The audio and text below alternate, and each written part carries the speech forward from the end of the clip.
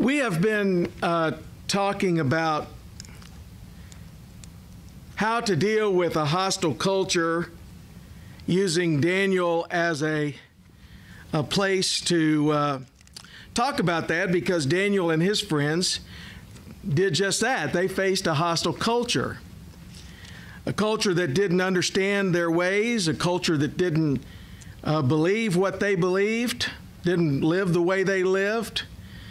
But they made it very well in this culture because they were faithful to God, and they understood what Nebuchadnezzar and the rulers that were in that day had to understand. Heaven rules. In other words, God's in control. You know, we like to think we're in control, but we're not. I'm going to give you a little background. Chapter 4 that we discussed last week, that took place in the last probably 10 or 11 years of Nebuchadnezzar's life. He was given a year after his dream to get his life right with God, and he didn't do it. He was uplifted in his pride, and he spent 7 years learning how to be humble. It's amazing how that happens. You know, you can do something very quickly, and you can spend a lot of time trying to get over it, right? You ever done that? You ever mess something up, and you can break something in a second, and it can take hours or days or even months to fix. So the thing is, we need to learn to be careful, learn our lessons the easy way, not the hard way. So that was the last few years of Nebuchadnezzar's life. He's probably spent a couple of good years, 2 or 3 good years, and he died in 562 BC. In less than 25 years after he died, his empire would be taken over by another one. This is how it went after Nebuchadnezzar died. Remember, he had ruled for 43 years, and after he died, his son, evil Merodach. Now, if you give a son a name like that, he's got to go bad, right? Well, evil Merodach ruled basically about a year, maybe a year and a half, from 561 to 560. He was apparently assassinated by his brother-in-law, Neriglissar, who had a tenure of about 4 years and was succeeded by his son, Labashi Marduk. Marduk was, of course, the main god of Babylon.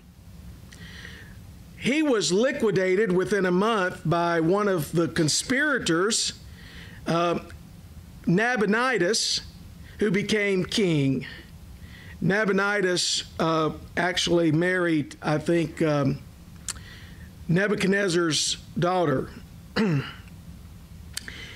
He didn't seem to have designs on the throne because he spent most of his time in a place called Tema, which was 500 miles away from Babylon in an Arabian desert, on an oasis there in the desert.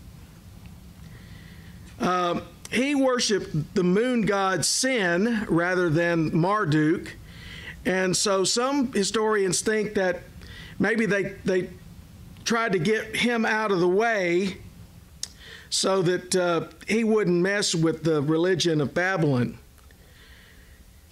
So his son, Belshazzar, ruled in his stead in Babylon. And he ruled from 553 to 539 BC. And that's where we find Daniel in chapter 5 here. Belshazzar is the ruler. His dad is actually ruler in an Arabian oasis 500 miles away, but for all practical purposes, Belshazzar's in charge. And Belshazzar's kind of like a lot of people today. Now let's just imagine for a moment, okay, that I'm a dad. who has children at home, okay? Not real young children, school-age children. Maybe even a junior high or a high school son. And I get up early in the morning and I'm fixing breakfast and I'm having my coffee.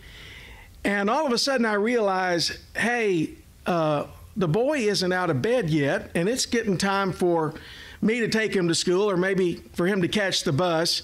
By the way, when I was growing up, my mom was a school teacher, and so she always had to go in early. And if I was early enough getting ready and prepared, I could go into school with her.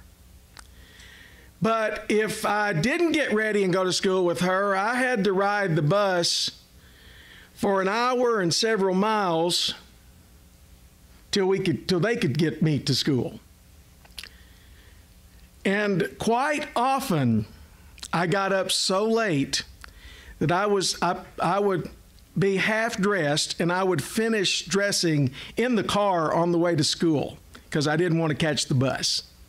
Okay? So I understand the dilemma that young people face.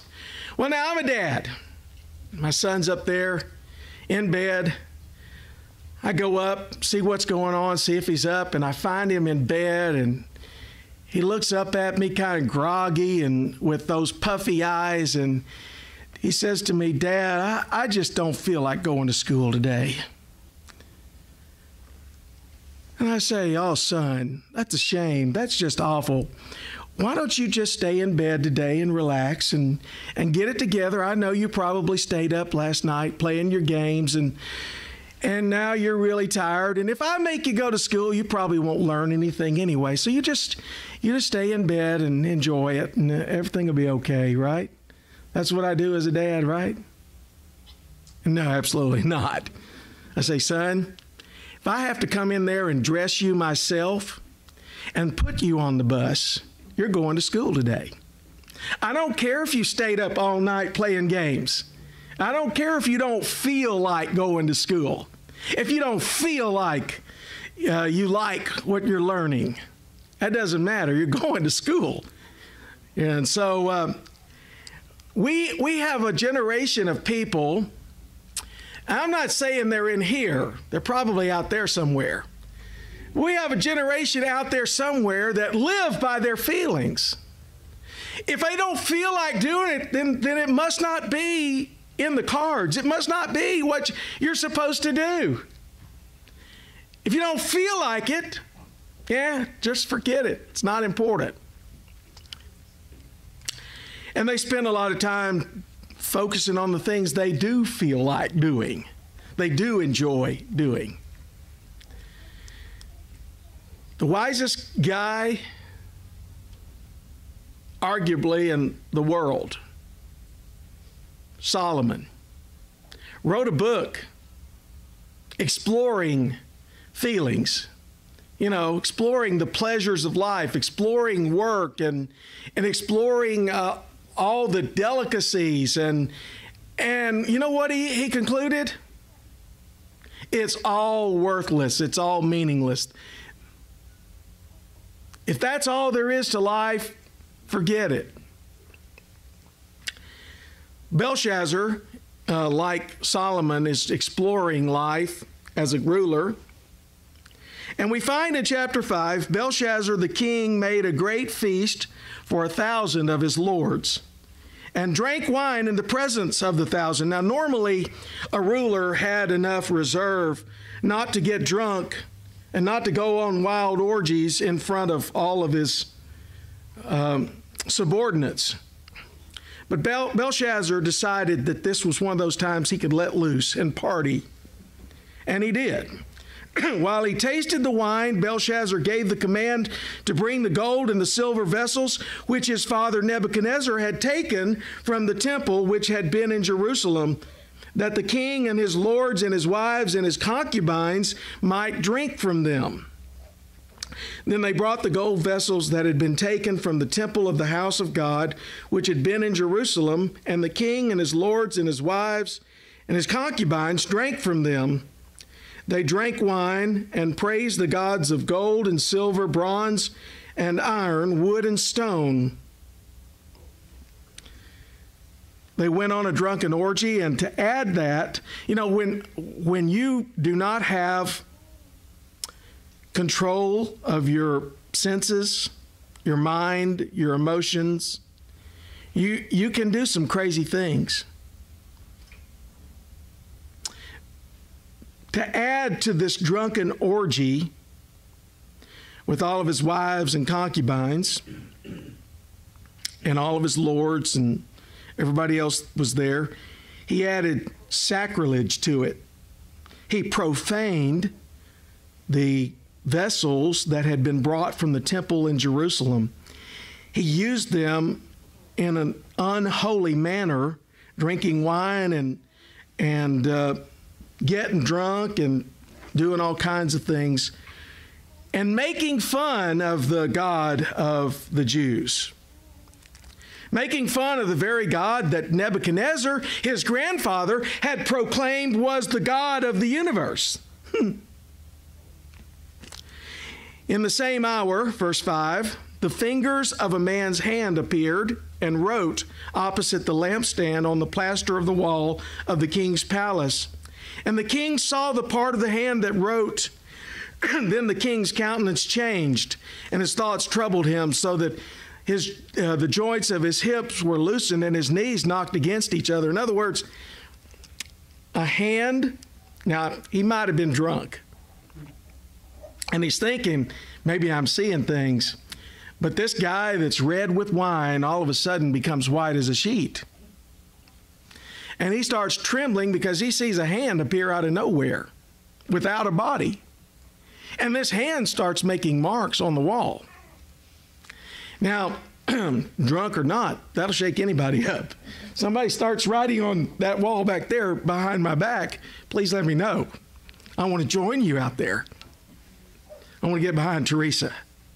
That'll be a safe place. So he's feeling pretty fearful at this point. The king cried aloud to bring in the astrologers, the Chaldeans, and the soothsayers. Always call in my guys, call in the guys that's supposed to have all the answers.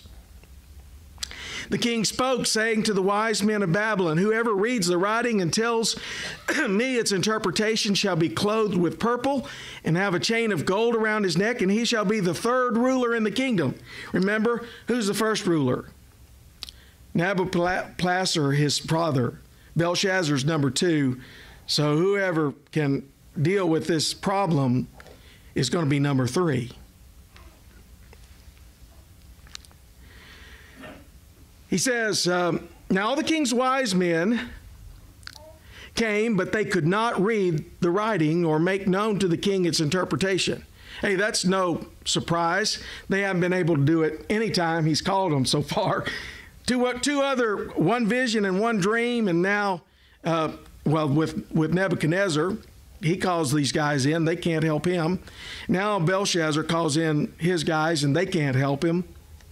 But the queen mother, probably Belshazzar's mother, the queen mother came in because of the words that the king and his lords, that she heard of them, came to the banquet hall.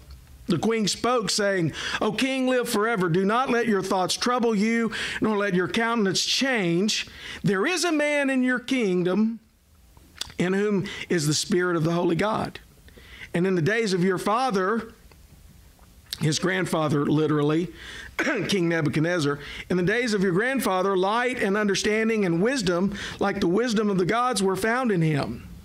And King Nebuchadnezzar, your father, the father of the king, made him the chief of the magicians, astrologers, Chaldeans, and soothsayers, inasmuch as an excellent spirit, knowledge, understanding, interpreting dreams, solving riddles, and explaining enigmas were found in this Daniel, whom the king named Belteshazzar.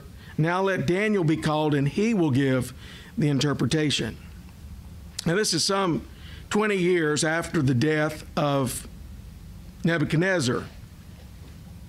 But Belshazzar should have remembered real well what his grandfather had gone through. He should have remembered who were his grandfather's advisors. Daniel, by the way, is an old man. He's in his 80s now. Probably like most men in their 80s, some of us even earlier. People look at us that are young, think we're too old, we don't know anything anymore. I don't have gray hair to even help me make people think I know something. So he's probably not been involved government at all. Belshazzar. He's probably kind of taken retirement. I don't know if he was taking it easy, but he wasn't involved until the Queen Mother remembers there is a guy. He served under your grandfather, Nebuchadnezzar. He used to help him out. I remember that he was filled with the Spirit of the living God, and I think that he can help in this situation. So Daniel is called. Verse 13, then Daniel was brought in before the king. The king spoke and said to Daniel, are you that Daniel who was one of the captives from Judah, whom my father the king brought from Judah? Like, you know, are you one of those slaves that my granddad brought in? You know, that riffraff he brought in. It's kind of making fun of Daniel. I have heard the king, I have heard of you that the Spirit of God is in you. Yeah, he heard that from his mama. And that light and understanding and excellent wisdom are found in you. Now the wise men, the astrologers, have been brought in before me that they should read the writing and make known to me its interpretation, but they could not give the interpretation of the thing. And I have heard of you that you give interpretations and explain enigmas. Now, if you can read the writing and make known to me its interpretation, you shall be clothed with purple and have a chain of gold around your neck and shall be the third ruler in the kingdom. And this is what Daniel says. Daniel answered and said before the king, let your gifts be for yourself and give your rewards to another. I'm an old man, don't need your rewards. O king, the Most High God gave Nebuchadnezzar your father a kingdom and majesty, glory, and honor. And because of the majesty that he gave him, all peoples, nations, and languages trembled and feared before him. Whom he wished, he executed. Whomever he wished, he kept alive. Whomever he wished, he set up. Whomever he wished, he put down. But when his heart was lifted up and his spirit was hardened in pride, he was deposed from his kingly throne, and they took his glory from him. Then he was driven from the sons of men. His heart was made like the beasts, and his dwelling was with wild donkeys. They fed him with grass like oxen. His body was wet with the dew of heaven. He was a crazy man. He was a wild man. He had that affliction we call boanthropy. Bovine, cow. Anthropy, man, a cow man, someone who lives like a beast. By the way, it's a psychological problem that more than Nebuchadnezzar had to deal with, others have as well. But you, his son, Belshazzar, you have not humbled your heart, although you knew all of this. And you have lifted yourself up against the Lord of heaven. They brought the vessels of his throne before you, and your lords, your wives, and your concubines have drunk wine from them. And you have praised the gods of silver and gold, bronze and iron, wood and stone, which do not see or hear or know, and the God who holds your breath in his hand and owns all of your ways, you have not glorified. Then the fingers of the hand were sent from him, and this writing was written. And the inscription, and this is the inscription that was written, Mene, Mene, Tekel, Upharsin. This is the interpretation of each word. Mene, God has numbered your kingdom and finished it. Tekel, you have been weighed in the balances and found wanting. Perez, which is the plural of Upharsin. Your kingdom has been divided and given to the Medes and Persians. Perez sounds a lot like Persian.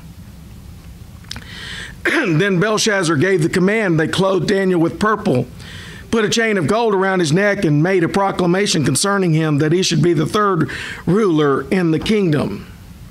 And that very night, Belshazzar, the king of the Chaldeans, was slain, and Darius the Mede received the kingdom, being about 62 years old.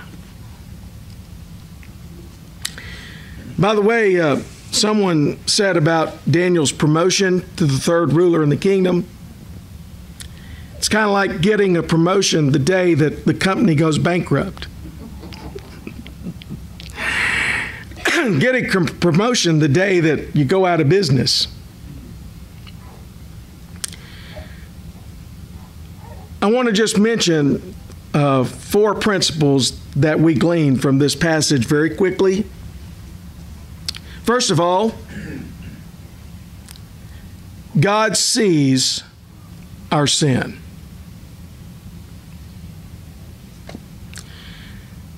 Jesus says there's nothing done in secret that shall not be revealed. The Bible says, be sure your sin will find you out. It's very clear that what we think we're doing in private, or what we think we're doing among our friends, what's done in here stays in here. God is aware of everything we do. He's aware of what we say. The psalmist says, there's not a word on my tongue, O Lord, but that you know it altogether. He knows what we think. You can hide from other people, but you cannot hide from God.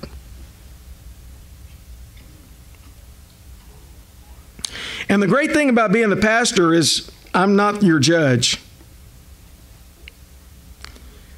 I'm the spokesperson. I'm supposed to tell it like the Bible tells it.